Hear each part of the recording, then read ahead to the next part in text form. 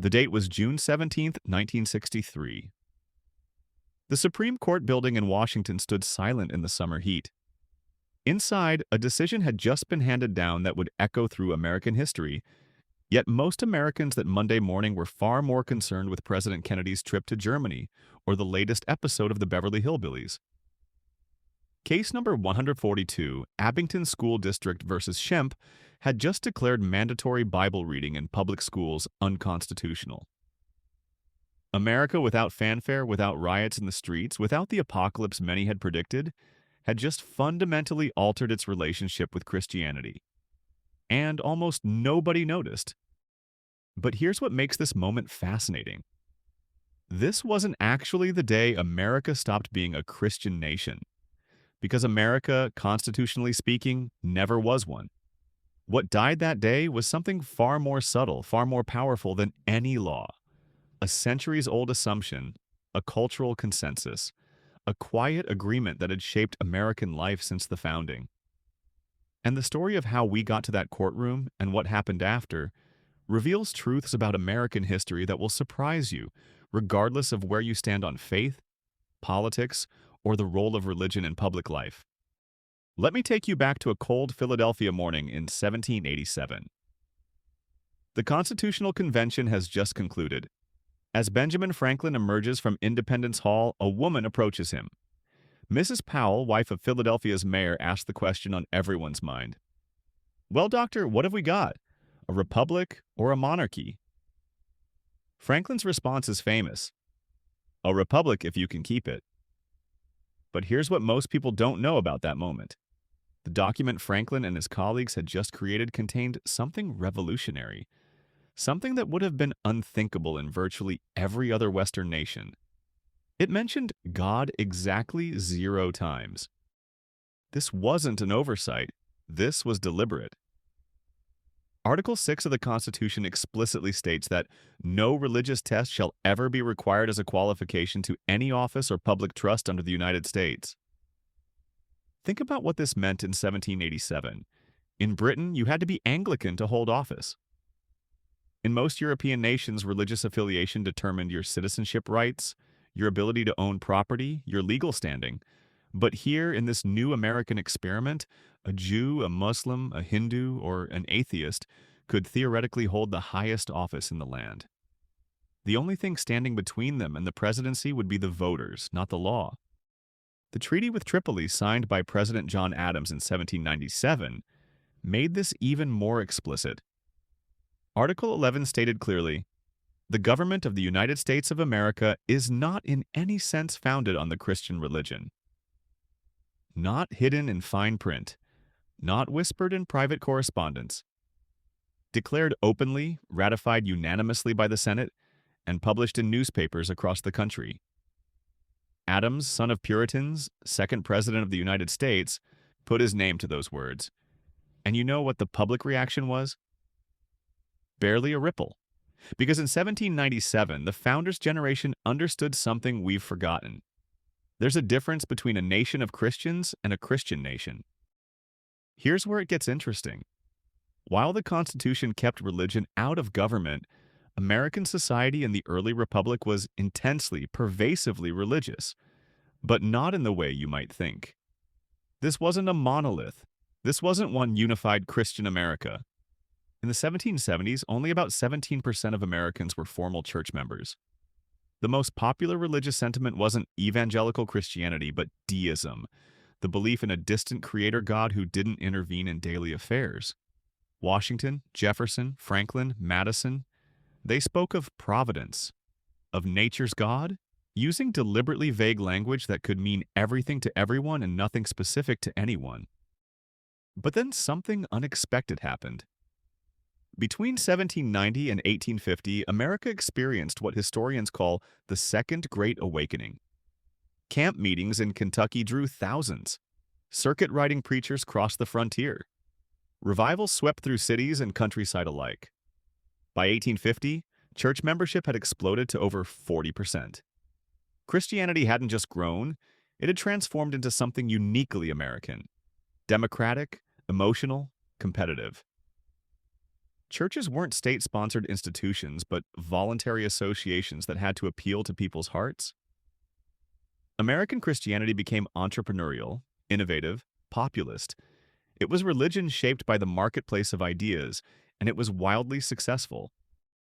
This created a paradox that would define American religious life for the next century. Legally, constitutionally, America had no established religion. But culturally, practically, Protestant Christianity became the unofficial common language of American public life. Stores closed on Sunday. Courts placed hands on Bibles for oaths. Public schools didn't teach sectarian doctrine, but they absolutely taught a generic Protestantism. Bible readings, the Lord's Prayer, moral instruction rooted in Christian ethics. Nobody called this an establishment of religion because it wasn't Catholic. It wasn't particularly denominational. It was just what Americans did. It was the water everyone swam in. Catholics learned this the hard way. When waves of Irish and German Catholic immigrants began arriving in the 1840s, they found public schools teaching from the Protestant King James Bible, singing Protestant hymns, absorbing Protestant assumptions about religion and authority. Catholic bishops objected. They asked for public funding for Catholic schools or exemption from Protestant exercises in public schools. The response was fierce.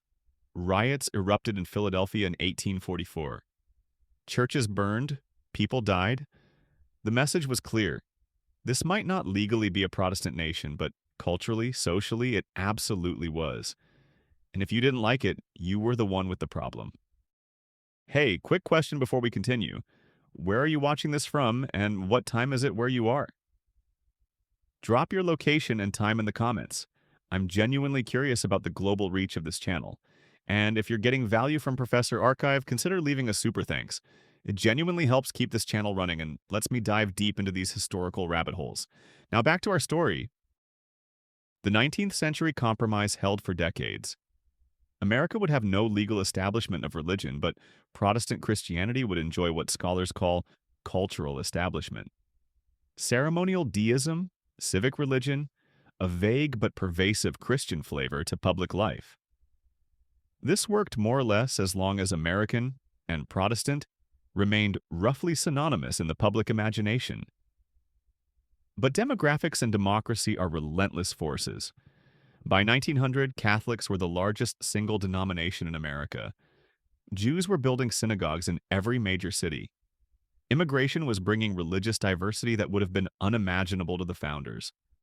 Then came the 1920s, and with them, the first serious challenge to the Protestant consensus. The Scopes trial in 1925 wasn't really about whether John Scopes taught evolution. It was about who controlled American culture. William Jennings Bryan, three-time presidential candidate and devout Christian, saw evolutionary theory as a symptom of a larger disease. Modernism, secularism, the erosion of Christian truth from public life. Clarence Darrow, the defense attorney, saw Bryan as a symbol of backwards thinking, of ignorance wrapped in piety. The trial became a circus, broadcast on radio covered by journalists from around the world. Scopes was found guilty, fined $100.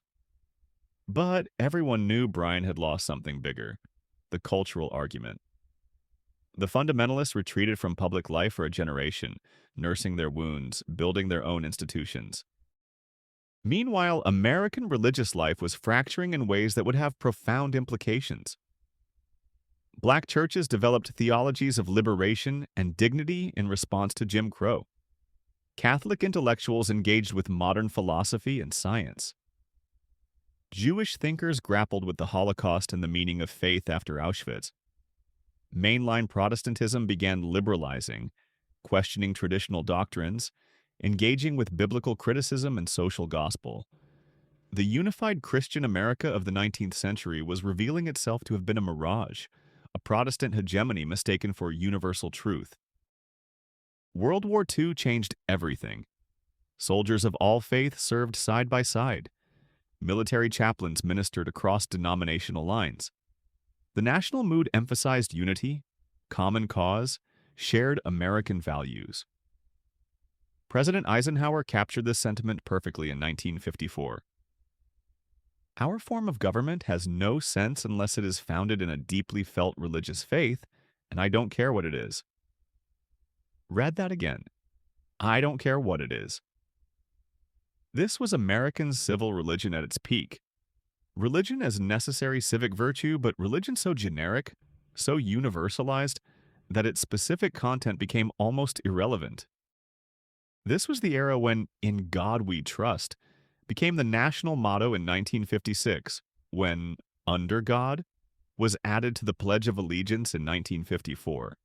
Ironically, these moves to emphasize America's religiosity came precisely when that religiosity was becoming more diverse, more pluralistic, more difficult to define. They were defensive measures, responses to the perceived threat of godless communism. But they also represented something else: the last gasp of the Protestant establishment, trying to retain cultural dominance by abstracting Christianity into a bland theism that could include everyone and therefore meant almost nothing. Enter Madeline Murray and the Shmp family. Madeline Murray was an atheist activist from Baltimore, brilliant, abrasive, absolutely convinced that mandatory prayer and Bible reading in public schools violated the First Amendment. The Shmps were a Unitarian family from Pennsylvania who objected to their children being forced to participate in Bible readings and recitation of the Lord's Prayer every morning. These weren't radical outsiders. The Shmps were religious. They simply believed that religious instruction belonged at home and in houses of worship, not in public schools funded by taxpayer dollars. The cases wound through lower courts, picking up supporters and opponents. The American Jewish Congress filed briefs in support. So did the Unitarian Universalist Association. On the other side, 22 states filed amicus briefs defending school prayer and Bible reading. This wasn't just a legal dispute, this was a referendum on what America was, what it had been, what it would become. Justice Tom Clark delivered the Supreme Court's opinion on June 17, 1963. 8-1, the court ruled that mandatory Bible reading and school-sponsored prayer violated the Establishment Clause of the First Amendment. The reasoning was careful, precise. The government, including public schools, must remain neutral on matters of religion. This didn't mean hostility to religion. It meant genuine neutrality, neither promoting nor inhibiting religious belief. Students could pray on their own time. They could read Bibles privately. They could form religious clubs. What they couldn't do was be led in devotional exercises by state employees on state property.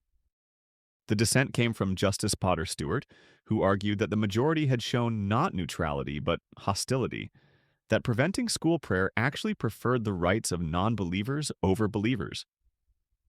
This argument would echo through the decades, becoming the rallying cry of the religious right.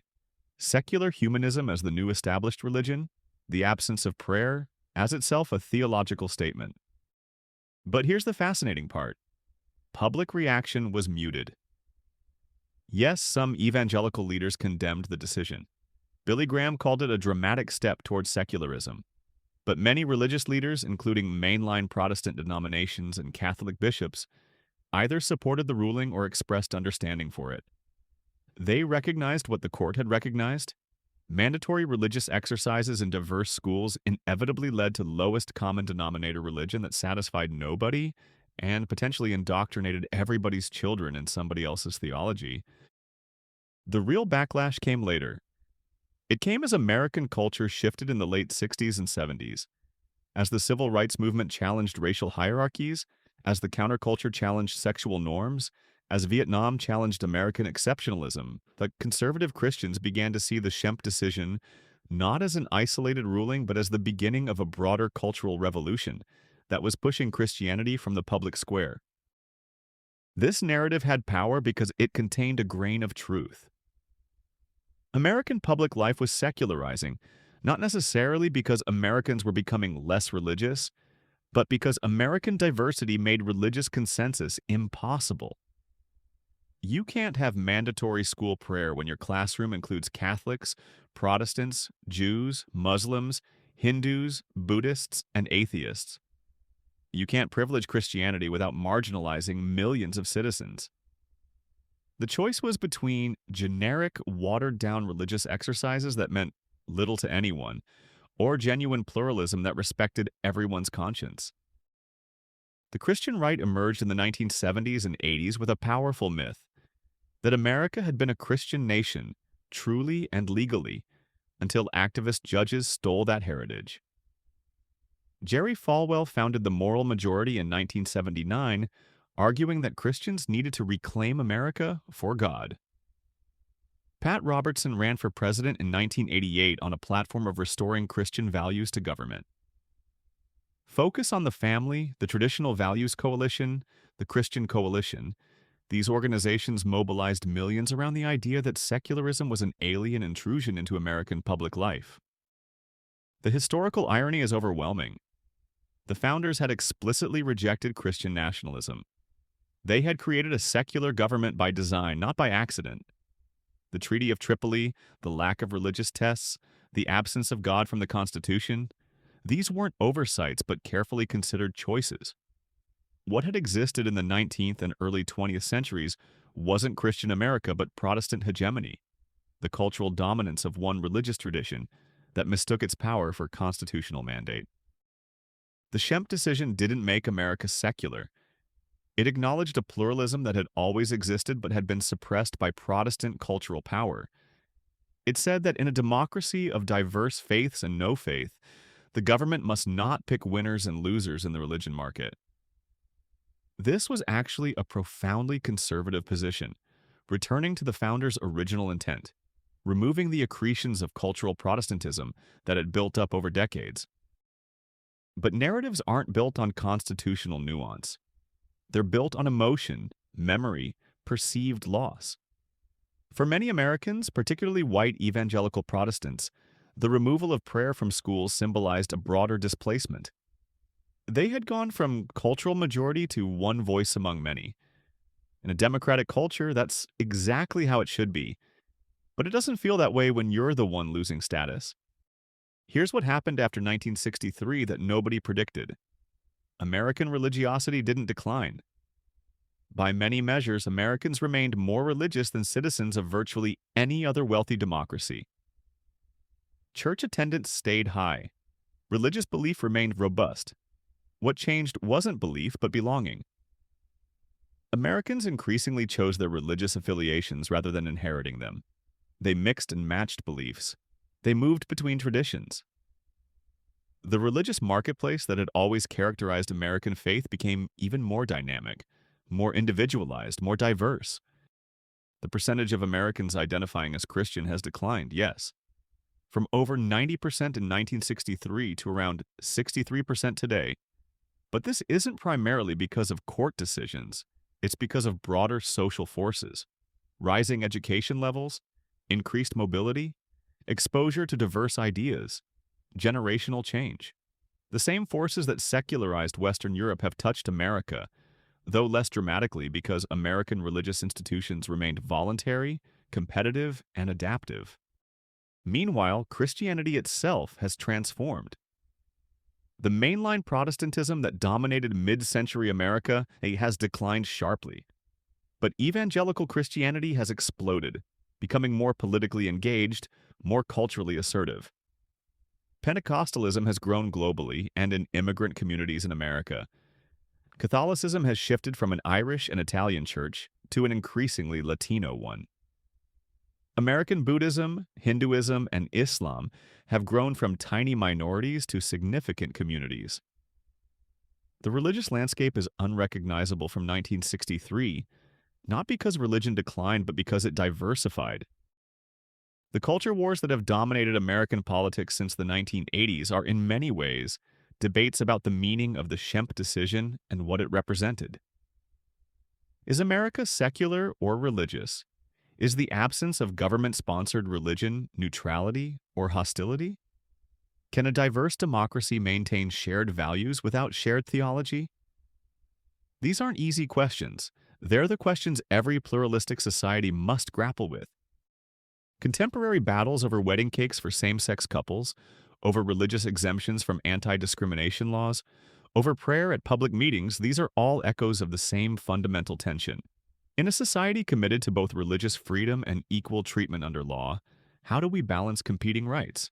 How do we protect religious conscience without allowing it to become a license for discrimination? How do we acknowledge America's religious heritage without excluding those who don't share it? What's remarkable is that for all the fierce debate, for all the apocalyptic rhetoric on both sides, the Shmp decision has held. Attempts to restore school prayer through constitutional amendment have failed. Public schools don't lead students in devotional exercises. And somehow, despite predictions of moral collapse, American society has endured. Crime rates have fluctuated for reasons having nothing to do with school prayer. Civic participation has changed due to technology and economics, not theology. Students learn and grow and become adults in schools without mandatory Bible reading. This isn't to say everything is fine. American civil discourse has coarsened. Political polarization has increased. Trust in institutions has declined. But these are complex phenomena with multiple causes. Blaming them on the absence of school prayer is like blaming the fall of Rome on Christianity, a confusion of correlation with causation, a search for simple answers to complicated questions. What actually died on June 17, 1963, wasn't Christianity in America. It was the assumption that Protestant Christianity could be the unofficial established religion of American public life. It was the idea that cultural dominance by one religious tradition was compatible with constitutional neutrality. It was the comfortable fiction that Judeo-Christian values was anything more than a political construct of the Cold War era, a term that papered over real theological differences to present a united front against communism.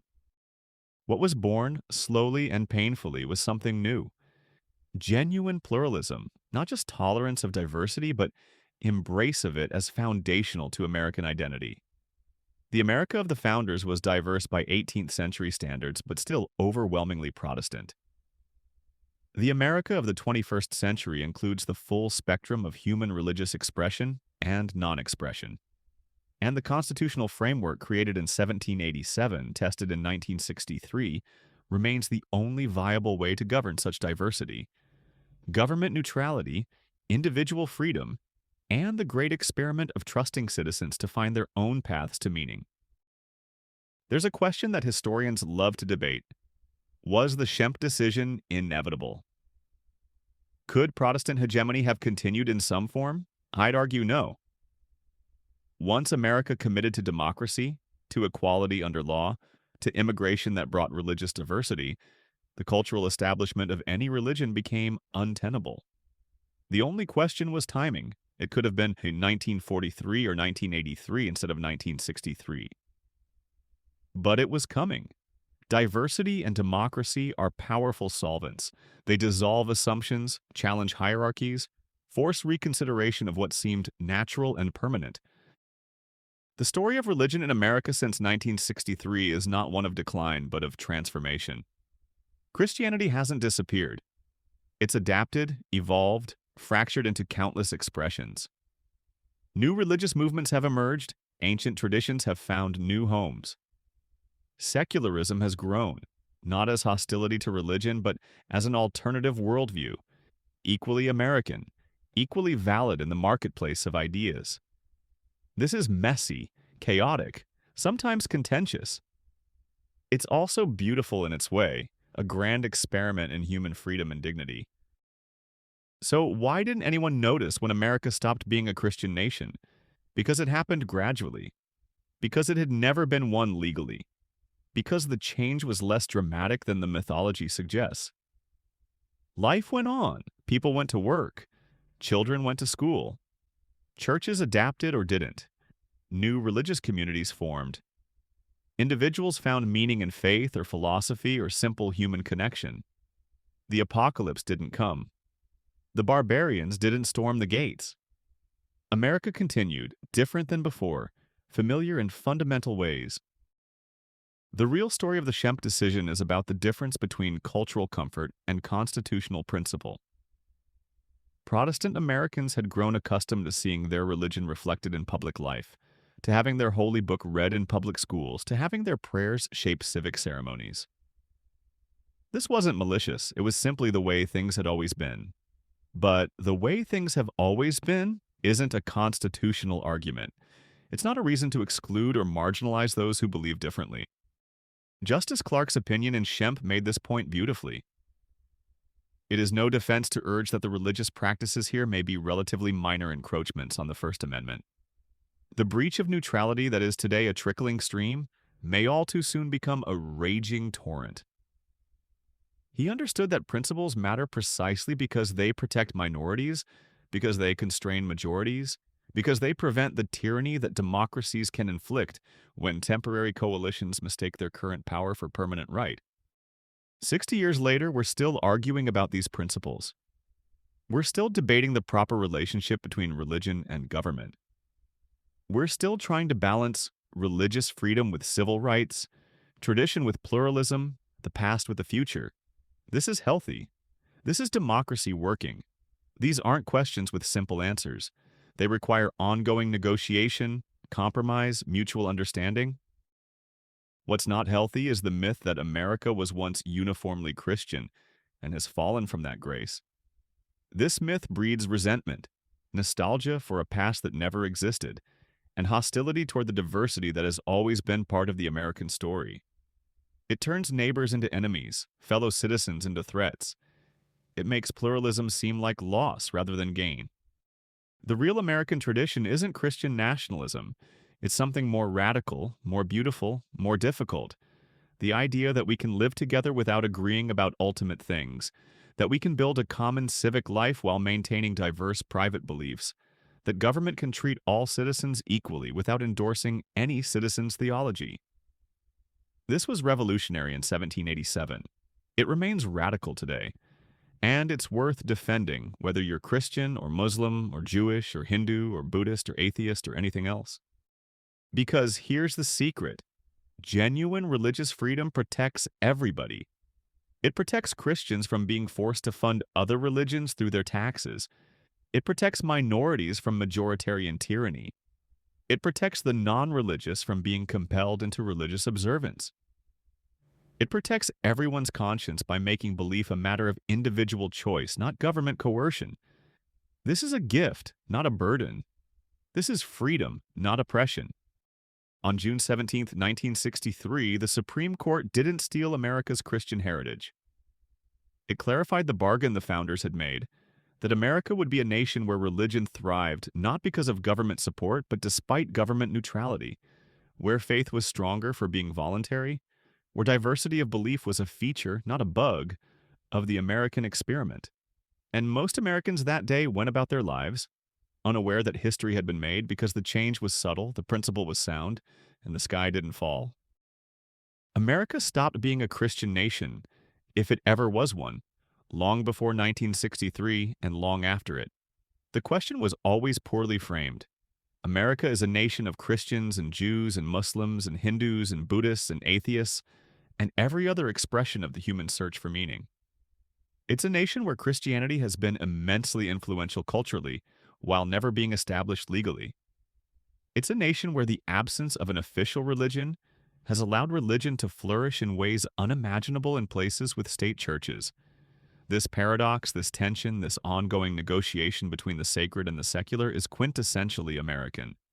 And it's still being written, one court case, one school board meeting, one individual conscience at a time. The story didn't end in 1963. It's still unfolding. And you're part of it, whether you realize it or not.